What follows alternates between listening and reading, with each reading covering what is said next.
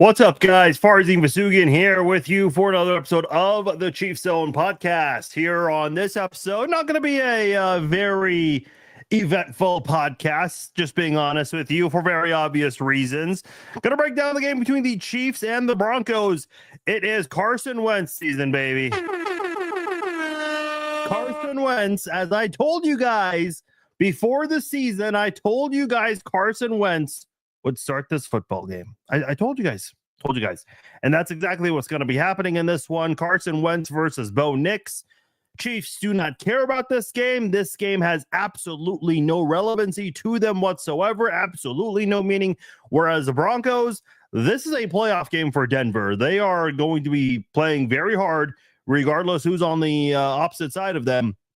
And they're going to try to win this football game. All they have to do is win, and they are in. Cincinnati and Miami, they need Kansas City to win in order for their playoff hopes to stay alive. Miami just needs Kansas City to win, and then Miami has to beat the Jets, whereas the Bengals, they have to win. They need the Dolphins to lose, and then they also need the Broncos to lose. So, and by the way, they're playing a Steelers football team that is trying to play for playoff positioning, even if the Ravens win their division. So that's not really good news for Cincinnati. And then they need the Chiefs to win, and the Chiefs are using their backups. And then the Dolphins are playing a depleted Jets football team because Aaron Rodgers has to play one last game, maybe, just maybe. Good luck with that. See, this is why you need to win your football games and not rely on so many teams. In fact, it was 2 days ago in 2006 where the Chiefs, craziest New Year's Eve ever in Chiefs history, they needed a bunch of teams to lose in order for them to go into the playoffs. I think they had to beat Jacksonville, who was also fighting for a playoff. So that was essentially a playoff game between Kansas City and Jacksonville. And then I think Cincinnati needed to lose, and they missed a chip shot field goal.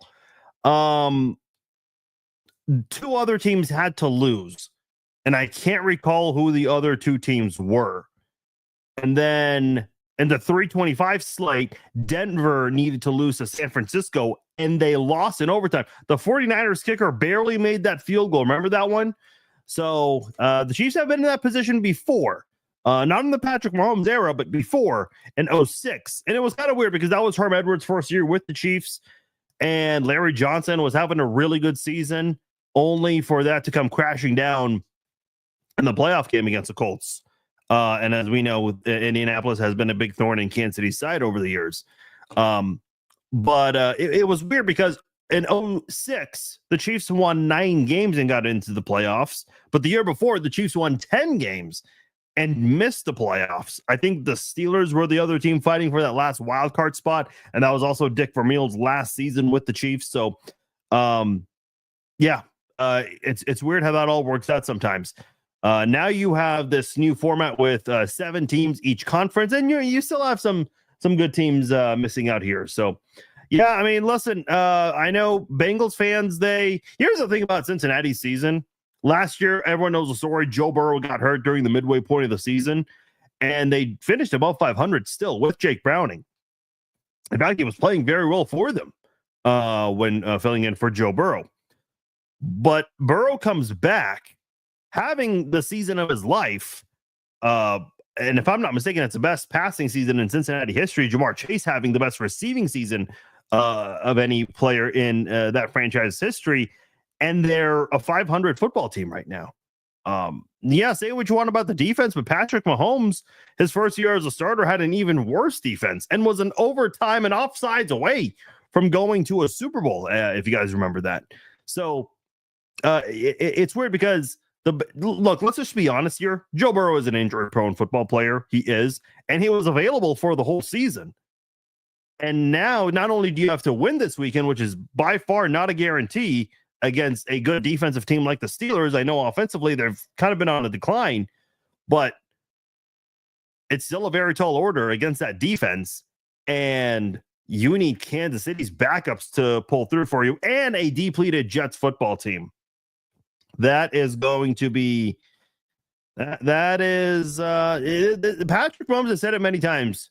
The goal is to be in control of your own destiny, and the Chiefs have been in control of their own destiny many times. So, just an unfortunate set of events there for the Bengals, and they have to rely on a set of backups and a bad football team, in addition to them having to beat a good football team, which they've only won one football game. Luke wrote the joke, Burrowhead, haha. Yeah. You know, it's funny. There was a Cincinnati Bengals fan who commented on my page. I had a great sense of humor. I loved it. I love the comment. He shared his Facebook status post, and it was him saying, "Hey, I apologize, Patrick Mahomes, for ever saying Burrowhead and making fun of you. I apologize to Travis Kelce, making fun of his relationship." It's like, oh, here we go. The fan base that's poked at this the Chiefs fan base more than any other fan base, they're now on their hands and knees. Oh, what do you know? What do you know? A couple questions here. I'll get them out of the way real quickly. Lamar says, and by the way, I appreciate everyone tuning in, watching, and listening live. And for those of you who are tuning into the podcast version, if you're listening to any of the archive version of the show, I appreciate you guys as well. Lamar says, do you think Patrick should be in the Pro Bowl? Listen, Patrick's having a good season. He's certainly playing better in the last month. Let me just say this about the Pro Bowl. It's a popularity vote, and not just at the NFL, all of sports that are all-star games. Kobe Bryant played 5 games one year and was voted in as an all-star starter. Come on, man. It's name recognition at this point. A lot of the Pro Bowl voting is a reflection of how you did the first 2, maybe 2.5 months of the season. And Patrick Mahomes didn't really have the best numbers to start the season. So I've got no problem with him not being a Pro Bowler. I feel like I said it the other day when I was talking about Saquon Barkley. Now I feel like he should be the MVP. And I said that Lamar Jackson and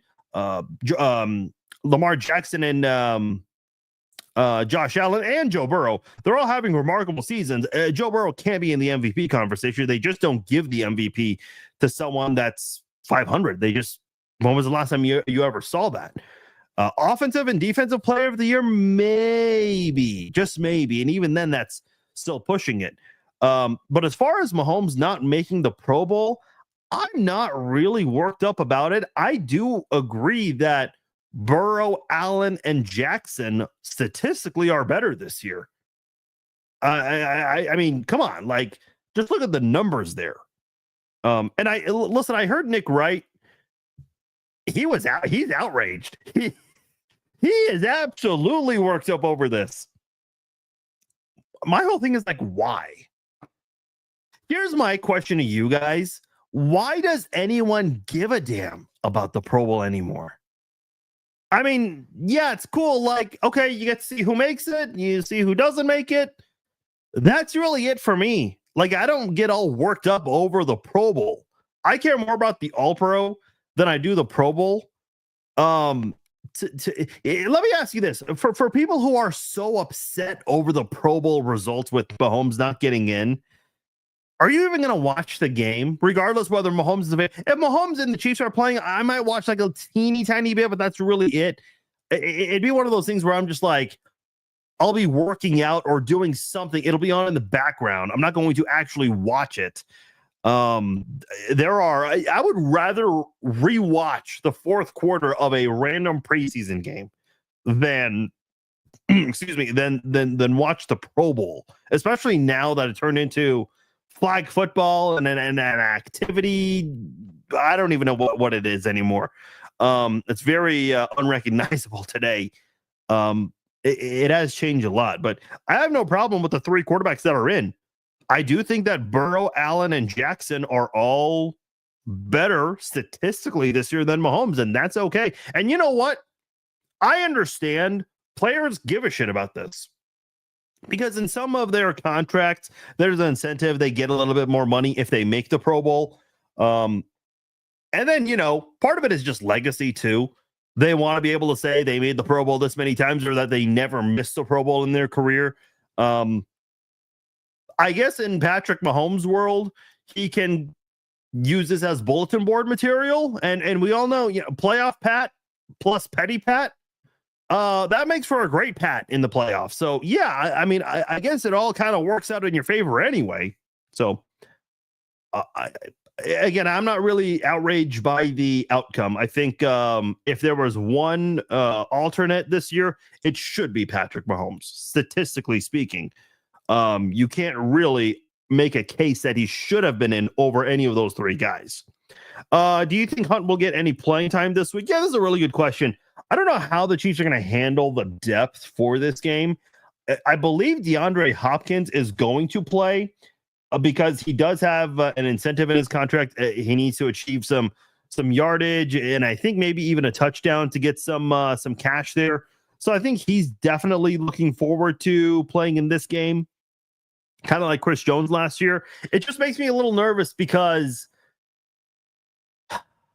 the Broncos are going to be playing very hard in this game. They absolutely will. I mean, they're fighting for their playoff lives right now. And listen, it's not the end of the world for the Broncos because they have a young quarterback that's only going to get better. Whereas the Bengals, this is the best season we've seen from Joe Burrow and Jamar Chase together, and they might miss that. And if I'm not mistaken, I think Trey Hendrickson still is leading the NFL in sacks.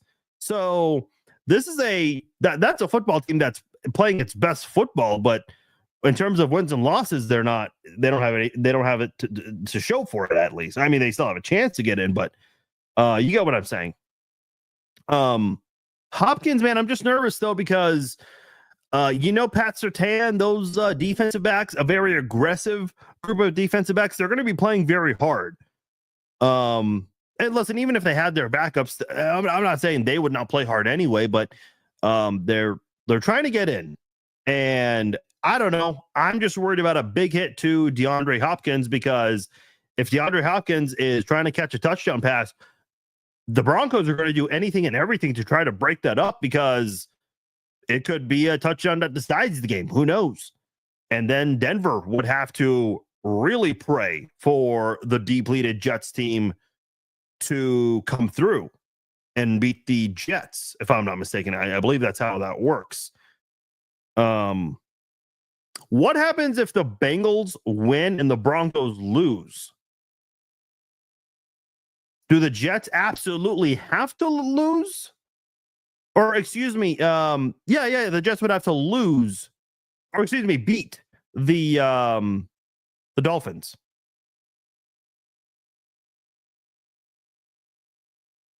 I'm not exactly sure how that part works out. Because I think, yeah, I mean, I guess I don't know about that scenario. Let me look it up on ESPN's playoff machine. Actually, the ESPN playoff machine is actually a lot of fun to play with, especially when there's like a couple of weeks left in the season, just to see the scenarios. So let's say the Bengals win, and let's say the Broncos lose to the Chiefs, if I can find that game. So the Chiefs win, and then let's say the Jets win that game. The Dolphins. So if the Dolphins win, they're in. If the Jets win, the Bengals are in. If it's a tie, the Bengals still get in. I did not realize that. I thought a Miami loss would have still gone their way. No, that makes sense, because that's what the Bengals need in order to get in. So, yeah, Denver's got a win or tie. Okay, didn't realize that. Now I know. Good to know. Yeah, next man up has been the thing, Matthew. And I think that's the most impressive part about Kansas City's season, is that they're 15-1, probably going to be 15-2, and they got the number 1 seed with a week to spare in the season, and they've been without all of these football players. Hasn't been easy. And listen, I think if Rice and Hollywood were not injured this year, I don't think they would have gotten DeAndre Hopkins. So in a way, it kind of worked out. Maybe Hopkins and Hollywood both come back next year and play with Worthy and Rice whenever his suspension is over, if that's handed out, which probably will be in the offseason. So that's going to be a very interesting unit to watch in 2025. But obviously, we've got a lot of work to do until then. Got a three-peat to worry about.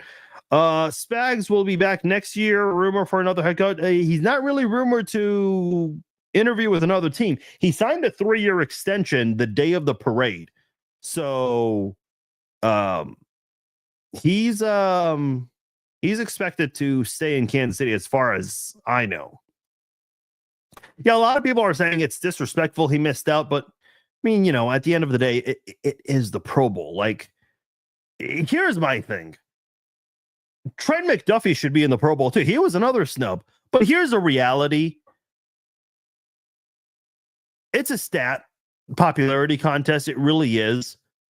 And Trent McDuffie, just being honest, he doesn't have the stats. Now, yeah, sure, he doesn't allow these catches. Yeah, those are stats too, but those are not the prime normal stats that everyone's familiar with, unless everyone has Pro Football Focus, which you have to pay for to get the premium stats. Trent McDuffie is just not a statistically a good cornerback. He is a great cornerback. I'm not saying he isn't. He just doesn't have flashy stats to go with his great play. That's why, kind of like L'Jarius Sneed last year, another great shutdown cornerback last season for the Chiefs before he went on to Tennessee, but he didn't have the stats to show for it. He just didn't. That's kind of the way the Pro Bowl works, whether people like that or not.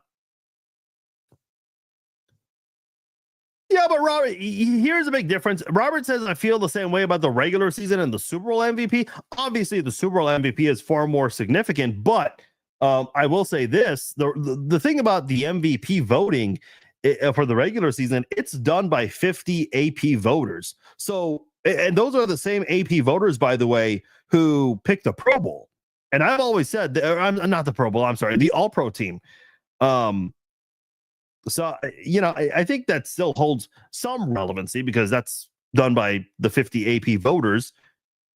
If Mahomes didn't lose his top weapons in the beginning, those numbers would be different. I agree with you. Yeah, left tackle and right tackle bows. I certainly agree with you. That's why, again, this season, knock on wood, great run for Kansas City, because if you told me before the season that Mahomes lost Hollywood and Rice, Pacheco was going to miss a majority of the season, Clyde Edwards-Helaire was not going to play, dude, I would have said, what the hell happened? I don't know if I would have been so confident that this team would have been a 500 football team. You know what I said before the season? I said the only thing that would stop this football team. So see, it's funny. People are before the season, they're saying, oh, the reason the Chiefs won't three-peat is because it's never happened before. Okay, you're relying on historical context to predict whether the Chiefs would three-peat or not. I had been on the record many times in the offseason saying that the Chiefs, the only thing that can really stop them is injuries. And what do you know? That couldn't even stop Kansas City. They battled, man. They battled in every single game. None of these games were easy. Barely getting Isaiah Likely to step out of bounds. I mean, big props to Nick Bolton on that one. Cincinnati cracking under pressure and committing a penalty with the game on the line on 4th down. The Falcons losing 4 yards on 4th and inches, the blocked field goal, the doink that went through the upright. I mean, so many things that just went in Kansas City's favor. The fumble against the Raiders. I mean, you can't ever apologize for those things. Yeah, I mean, luck played a role in a couple of them with Cincinnati, you know, again, cracking under pressure. That's not something Kansas City was able to make happen. Cincinnati basically gifted the Chiefs that win, which is fine. You never apologize for that. You capitalize on that. That's what you're supposed to do when your opponents make a penalty. And then the Raiders, same exact thing.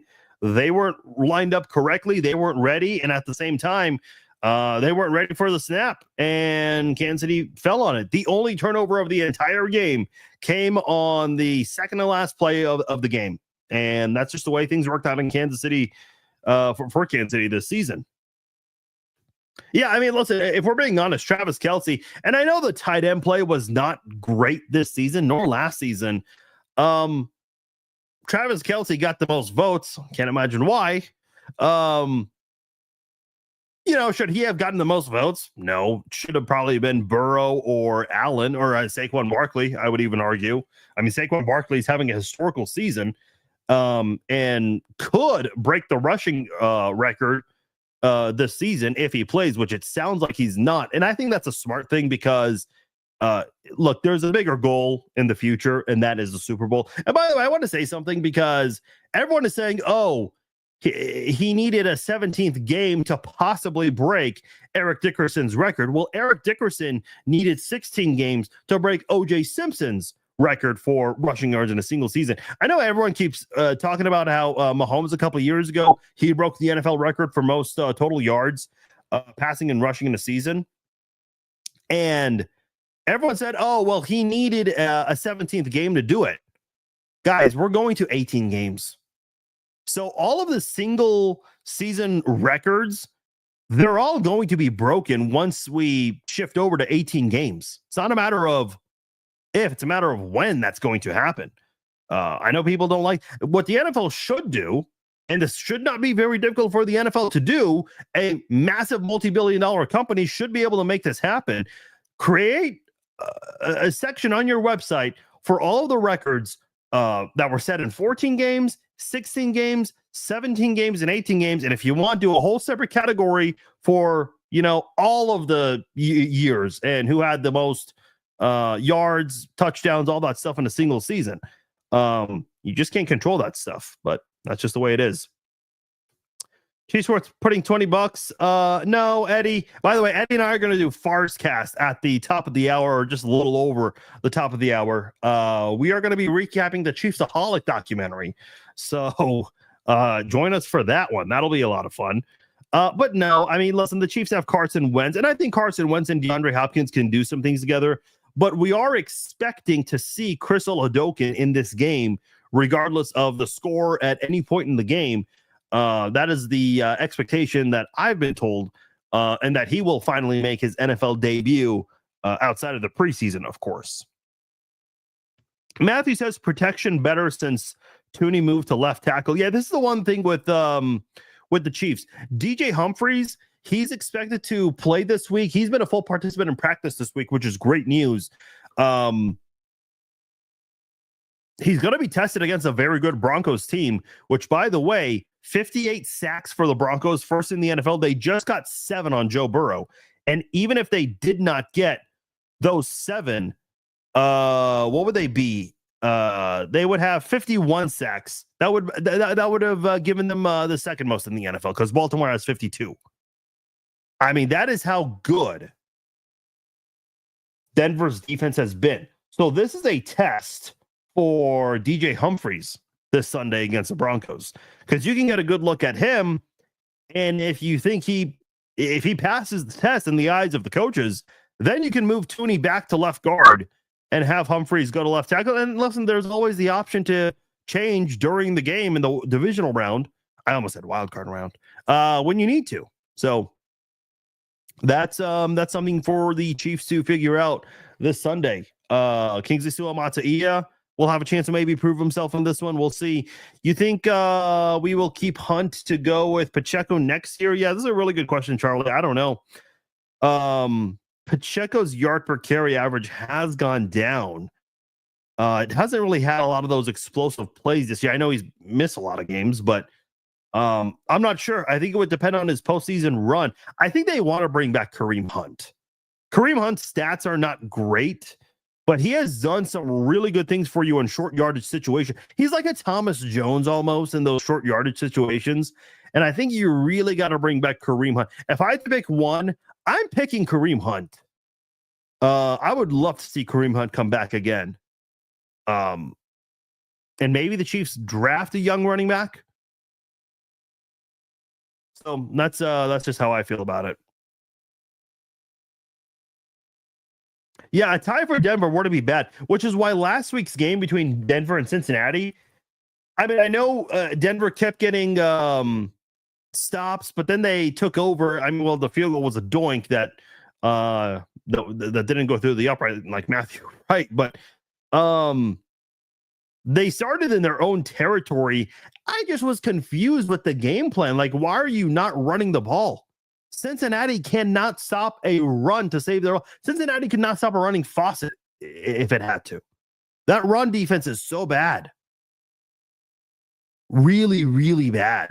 So Denver mishandled that because all they had to do was just run the ball and let the clock run out, and a tie would have given Denver the wild card spot. Yeah, that's what I'm hoping for, Ben. I would love to see those three back. And I think all three of them are realizing, yeah, maybe we could make money elsewhere, a little more money elsewhere. Hollywood Brown confirmed that he turned down more money from other teams to join Kansas City. And, I know there's a, what could have been type of season for Hollywood, but he's here now. Hopkins, this guy's been to so many different places, has always played great wherever he's gone, but has never had a championship, and that's his goal. Could he maybe come back and try to go for another championship in Kansas City? We'll see, but it'd be great to have all of those guys back, because if you can keep this wide receiver core and Rashee Rice comes back, 4, 5, 6 games, whatever the suspension is going to be, he'll come back and be fresh and give the offense a nice little boost mid-season. Yeah, a lot of toe situations this year. A lot of them for sure. A friend says, watch the Chiefsaholic documentary. That guy, the degenerate gambler, that bail bondsman tried to help him and he still didn't care.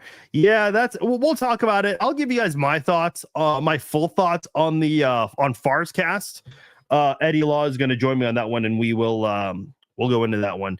Yeah, what's crazy is Isaiah Pacheco played really well his rookie season in 22 and last year in 23. Oddly enough, he kind of screwed himself in all of this, which is weird to say, because there was not going to be a win-win situation for Pacheco anyway. Because if he didn't play well, the Chiefs would probably have cut him by now. But because he's playing well, keep in mind, this guy was a 7th-round pick. He almost went undrafted. So unless Kansas City gets him back for a really cheap price, which I think is possible, Pacheco kind of proved to everyone that, hey, look, you don't have to spend a lot of money on a running back, especially an average running back. You can just draft one instead, which is kind of unfortunate, because Pacheco is the one that created this, and it still is going to backfire on him in a way. But we'll see. We'll see what the Chiefs want to do there. Yeah, a lot of you guys saying Kareem Hunt over Pacheco. Some of you guys want both. Yeah, I would love that as well. I mean, listen, I love Pacheco. Pacheco is a tough running back. You got a lot of great skill sets, but unfortunately, this hasn't been really his best season. And the weird thing is, we're not seeing a lot of Carson Steele, and the Chiefs, still having issues with those short yardage situations. Yes, Samaje Perine's another interesting guy, Joshua. That's a good call there. He's doing a lot of the Jerick McKinnon stuff more recently also. So I'm really interested to see what happens there. Yeah, I mean, listen, I liked Carson Steele early. I know he had the fumbling issues, but he's helped the Chiefs in those short yardage situations. So I'm very curious what they want to do with that running back and fullback group for 2025. But we have a lot of things to worry about until then. For right now, let's go ahead and talk about this Chiefs and Broncos game. Refereeing for this one going to be Sean Hockley. It'll be on CBS. Jim Nantz and Tony Romo, kind of a surprise, I guess. They're going to be announcing this game. I actually thought Nantz and Romo would do the Dolphins and Jets game, because at least you have starters in that one. I suppose the Jets might be experimenting with some backups as well, but there are not a lot of big games on CBS. This is a very low-key final week of the season. Not a lot of activity with the wild card weekend, especially since Cincinnati is playing on a Saturday. The entire AFC North is playing on Saturday. We'll know who the AFC North winner will be by Saturday night. By the way, I completely missed the question earlier. I apologize. I don't remember who it was, but somebody was asking when the schedule is going to be coming out. We won't know until May, but we will know the opponents once the season concludes. We need to find out who the AFC North winner is going to be. That's more than likely going to be Baltimore. And we also need to see who is going to win the NFC North between Minnesota and Detroit. So we need to see the winner of those two games, which is going to be Saturday and then Sunday Night Football. And then we'll know who all of the Chiefs opponents are for week or 2025 rather. The Broncos are favored to win this one. They were 8-point betting favorites. That has now moved to 10.5. That is the third biggest line of Week 18. The Chiefs are plus 440 favorites. I mean, yeah, you want to put a buck or two down? Why not? Meanwhile, the Broncos are minus 600 betting favorites, and the over-under for this one is at 40. Broncos head coach Sean Payton, Joe Lombardi, the offensive coordinator. Total offense ranked 22nd, passing 22nd, rushing 17th. They are 10th in scoring, top 10 in that category. Third down offense is ranked 18th, and they are 8th in the red zone. Bo Nix, he is having a good season, a good rookie season for the Denver Broncos. Might not win Rookie of the Year. I actually thought the Rookie of the Year competition between Nix and Daniels was very, very close.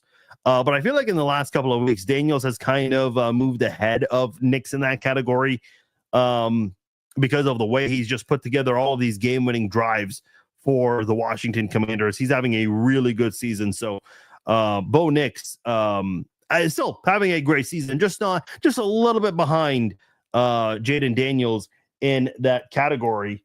And by the way, notice I said Daniels I don't think is a front runner for MVP. Man, I think it's Brock Bowers. I really do. With nothing to work with in Vegas, putting up monster numbers this season.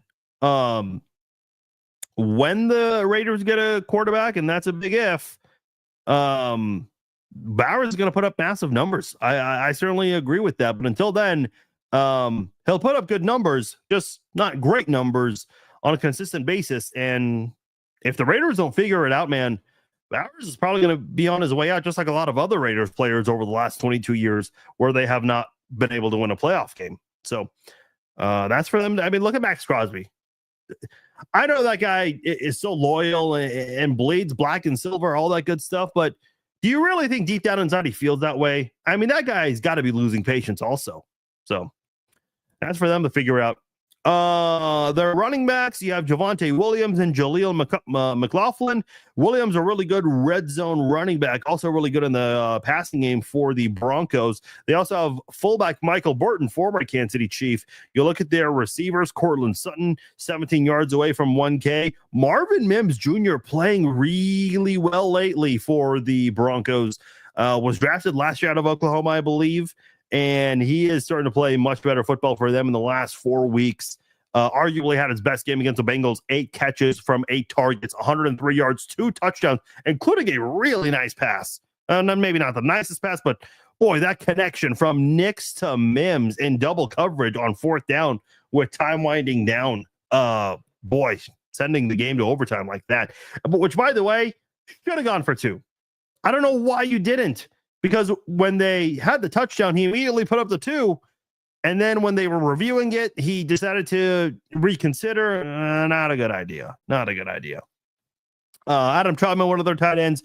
Lucas Kroll, another tight end of theirs. Not a lot of great play from the tight end position this year from the Broncos. So if that is something they can improve on this offseason, whether it's through free agency or the draft, that'll just be even better for Bo Nix when he comes back from his rookie season into his second season. Got a couple of good offensive linemen there as well. Quinn Miners, one of the better right guards in the NFL today. Garrett Bowles, Mike McGlinchey, both solid offensive tackles as well. Switching over to the Broncos defense, coordinated by Vance Joseph, former Broncos head coach, and made his way back to Denver. And a very good defense there, 15th in total defense, 30th against the pass, which is surprising considering their sack total, but they're 11th against the run, 5th and points per game allowed, and they're also top 5 in red zone defense and third down defense. I mentioned before, 58 sacks, first in the NFL. Baltimore has 52, Houston has 47. Those are the 2 teams behind the Broncos.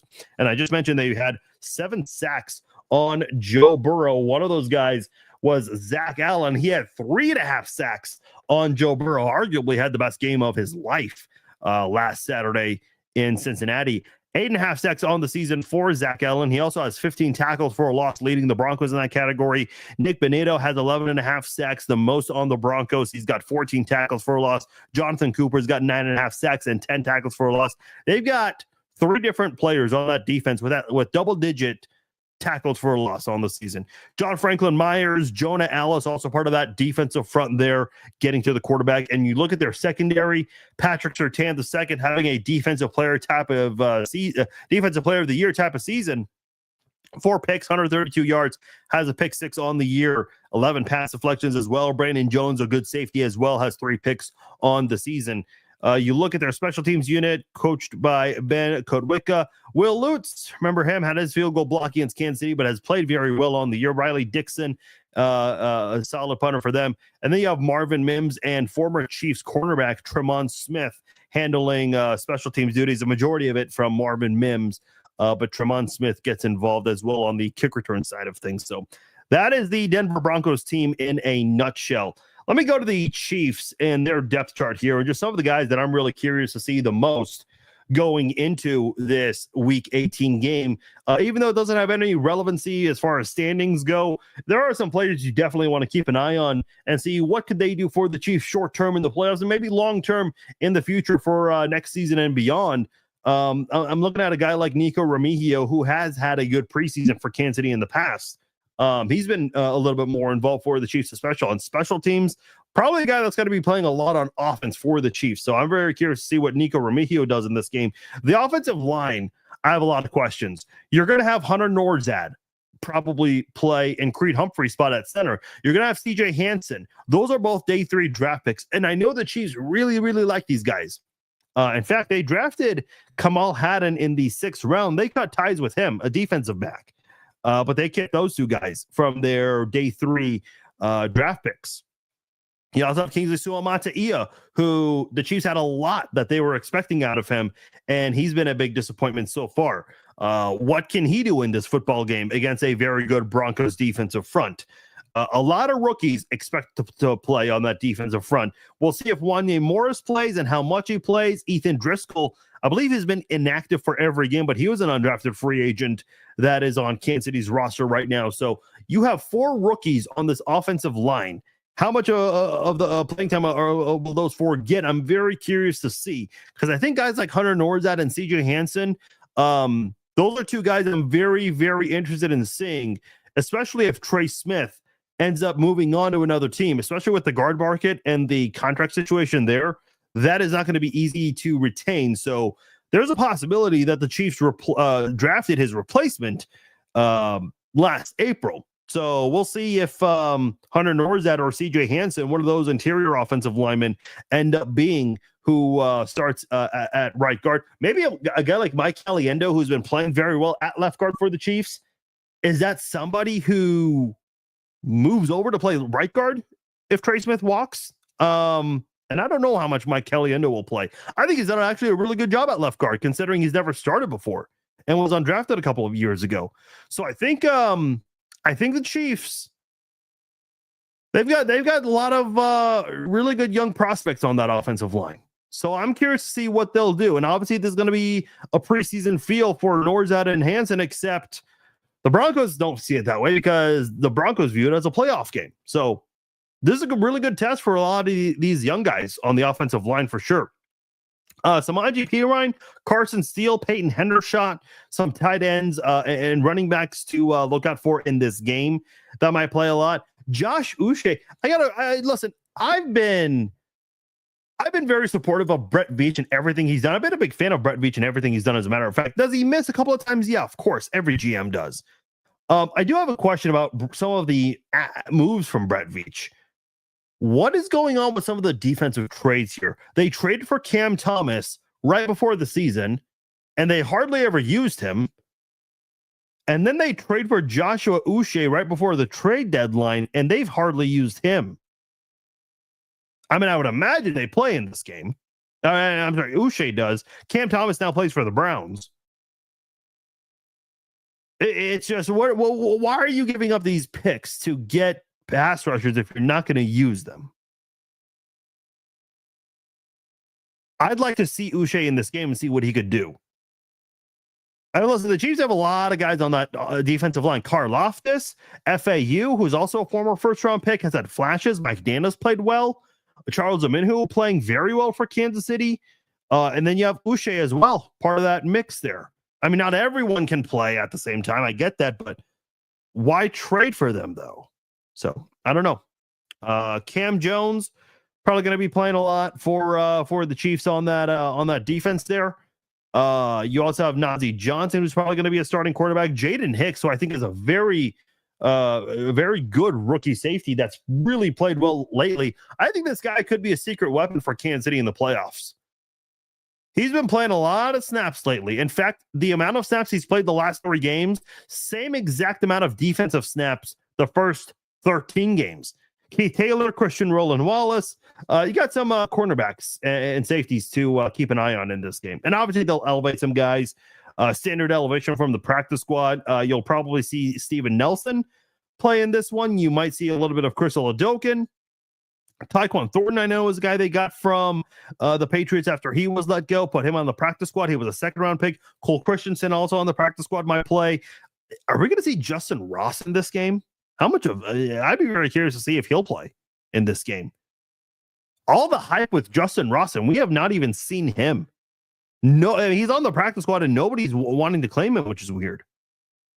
Also got Deion Bush, Swayze Bozeman, a couple other guys on that defense there. So a lot of practice squad standard elevations I would expect for this football game. As far as the score prediction goes, listen, I think Carson Wentz can do some things in this one here, especially with DeAndre Hopkins expected to play because of his incentives on his contract there that he wants to achieve. But I think at the end of the day, you have way too many backups, and I think Kansas City is just not going to be able to compete with a team that is fighting for a playoff spot. So I'm going 31-17 Denver in this game. Kansas City going to finish the season 15-2. At the very least, the Chiefs will have they will tie for the best record in the NFL. So if they lose, that's that. If they win, they'll have the best record this season, and they will become the second team in NFL history to win 16 games in a single season. Obviously, the only other team to do that, the 16-0 New England Patriots in 2007. So we'll see what happens with that. All right, guys. Thank you for joining me for this episode of the Chiefs Zone podcast. I'm going to get out of here. I'm Farzy Vasugian. I'll be back in a few minutes. I am going to do Farzcast with Eddie Law. We are going to discuss the Chiefsaholic documentary and much more. Join me for that Farzcast. For those of you watching live, Farzcast will start in about 10 minutes. So join me for that. Otherwise, the rest of you, appreciate you guys for joining me. Everyone who listened to the archive version, appreciate you guys as well. Happy New Year to all of you. Let's start 2025 off with a bang. Let's go.